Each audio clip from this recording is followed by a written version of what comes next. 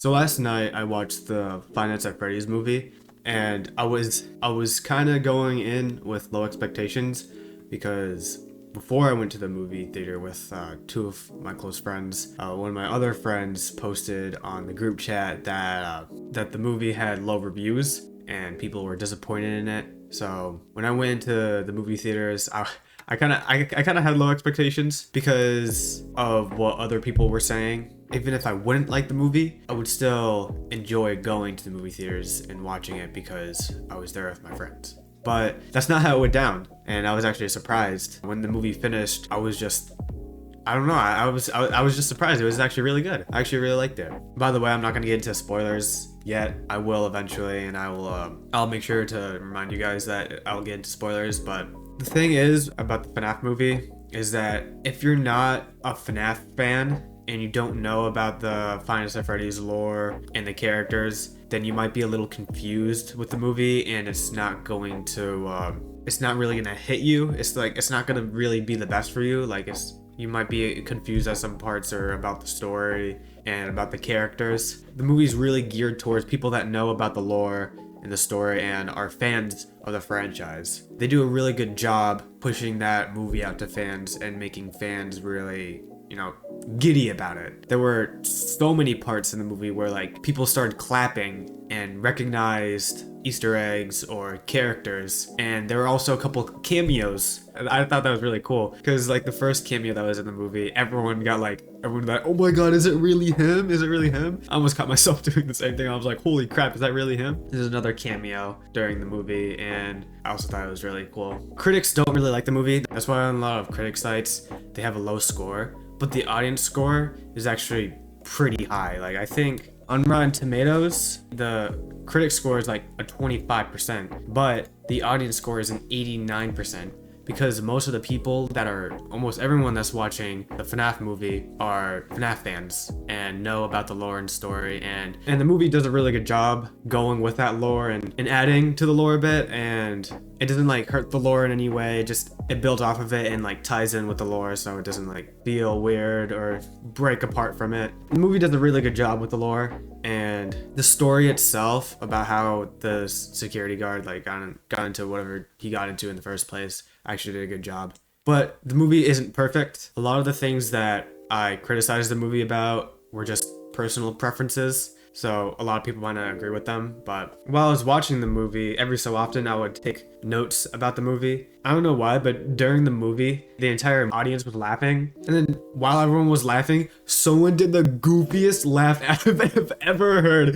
It was so goofy. It sounded like a clown, dude. It's like a high-pitched clown laugh. It was so goofy. And then me and my two other friends that were watching the movie, we started just bursting out laughing. It was so funny. I just had to put that in my notes. So now I'm gonna get into spoilers a little bit. I'm gonna put a timestamp of where I'm gonna stop the spoilers. So one of my first complaints is that the first security guard, there's two security guards shown in the movie. The first guard gets killed off, so it kind of shows how Five Nights at Freddy's works, the animatronics kill other people. The first security guard was portrayed as a super jumpy cartoon character because he was trying to be quiet. The first scene was the first security guard trying to open a vent, and he was he was hyperventilating when he was trying to open the vent, and then he crawled through the vent, and then he got killed. And oh my god, this guy's so he's acts like a cartoon character.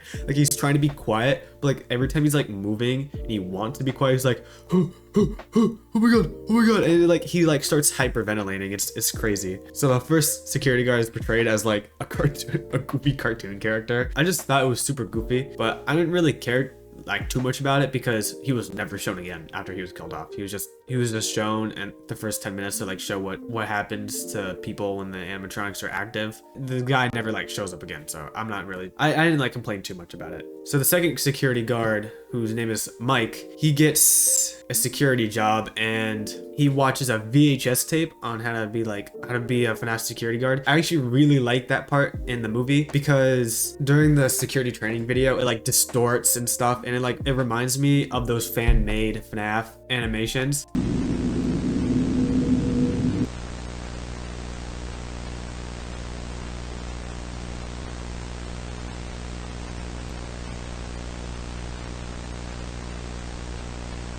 I'm at the gun! One of the cameos is Matt Pat.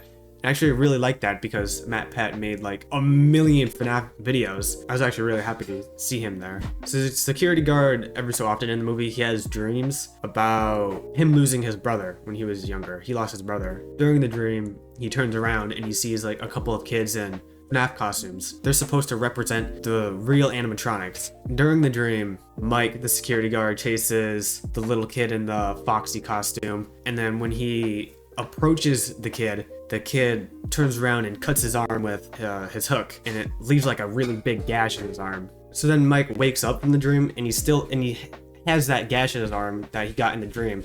So what I got from that is that Foxy actually like came into the office and hurt him, which makes me like wonder, why didn't Foxy just kill him? Foxy could have just easily killed him, and it made no sense because with the first security guard, he got killed by Foxy. But when Mike was sleeping, he just got cut up by Foxy. Like Foxy didn't kill him. He just cut his arm. And maybe the animatronics can't kill you while you're sleeping. They can only just hurt you. Maybe, I don't know. Because later in the movie, he has the dream again. He gets surrounded by the kids that are represented as the animatronics, and they all start like running up to him and cutting him. And he wakes up with all those cuts. And I'm like, again, why didn't they just kill him?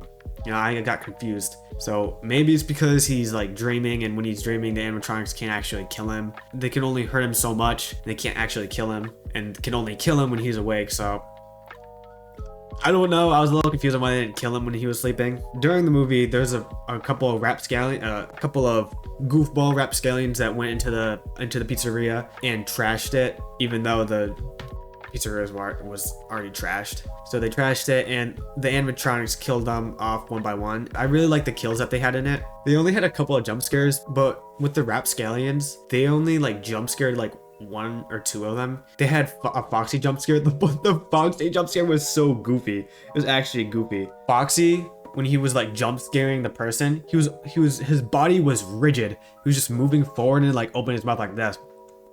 He was standing still, moving forward, and just opening and closing his mouth, and it played the FNAF jump scare sound.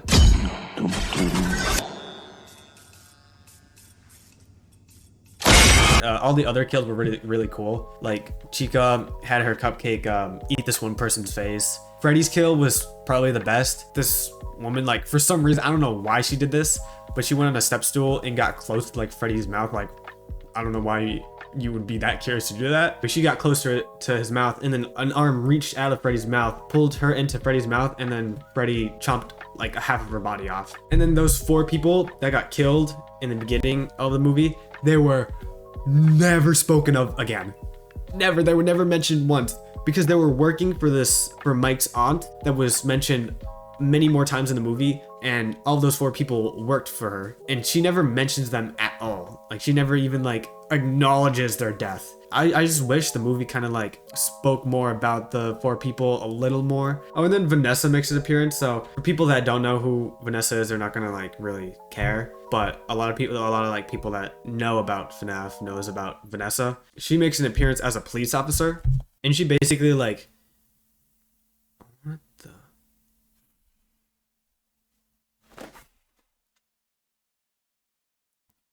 And she basically, sorry, there was just a spire that just came out of the ceiling, and I don't even know what his deal was. So I just kind of like blew him away. He's on my desk now. I don't know where he went. She basically just tells him about the lore of Freddy's Pizzeria. So I didn't mind too much. I thought that was pretty cool, and it'll definitely help people that don't understand about FNAF understand just a little bit. Mike has a sister that I thought was his daughter because she's like way younger than him. He brings her to the pizzeria while he's on duty, and the animatronics befriend Abby, and they're fine with Abby being with them. What I got from them is that they're fine with kids, like they like kids, but they don't like adults. Like they want to get rid of adults. And I got a little confused of that because later in the movie, the animatronics want to turn Abby into one of them. At that point, I'm like, why didn't you just kill Vanessa, kill Mike, and just turn Abby into one of them instead of just like waiting for the like right moment, I guess. Golden Freddy makes an appearance too. When Mike is away, Golden Freddy appears in Abby's house and kills Mike's aunt. That was never spoken of after she died. Golden Freddy killed Mike's aunt that was trying to get custody of Abby. They were trying to convince Abby to go with them, and Golden Freddy was like, do you want to like play with us? And she was like, yeah, I want to play with you. She walks to the door to like, leave the house, and she looks over to Mike's aunt, and then she looks over to her dead body, and then Golden Freddy, he just says, oh, she's just sleeping. And then Abby's just like, oh, okay, I'll go with you. I'm gonna be honest, if I saw a huge animatronic in my house as a little kid, I would start screaming. But everyone's different. I'm wondering how they got there, but then again, they can like teleport. But it makes me question the next part that happens. And basically, Abby's like, how are we gonna get there? And then they're riding a taxi. Who called the taxi? Who called the taxi? I was so confused. I'm like, does Abby know how to call taxis? Or how are they gonna pay the taxi? Like, I don't know. I got really confused. But the taxi driver was Corey Kenshin. So Corey Kenshin also appeared as a cameo during the movie, and I was actually really surprised. I was really happy to see Corey Kenshin in there because he also played a bunch of the FNAF games, and he's a FNAF fan. So one of my personal preferences is that I wish that their eyes turned white and black instead of red, because whenever they're angry or being controlled, their eyes turn red.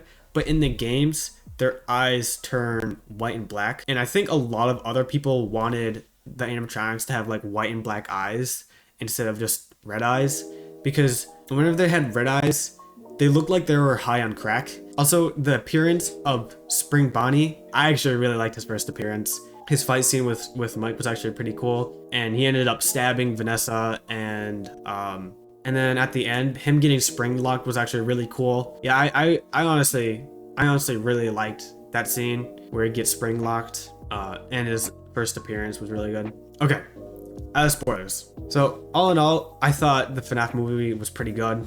As someone that knows about FNAF, I'm gonna be giving it an 8 out of 10. But for someone that doesn't know too much about FNAF, I would probably give it a 5 out of 10. That's pretty much it. I just wanted to talk about what I thought about the FNAF movie. It was actually pretty good. So that's about it. Peace. Thank you to my premium subscribers, Arme, Carl, Cheese, and Suki. It really does mean a lot that you all are subscribed to me and are supporting my content that I do.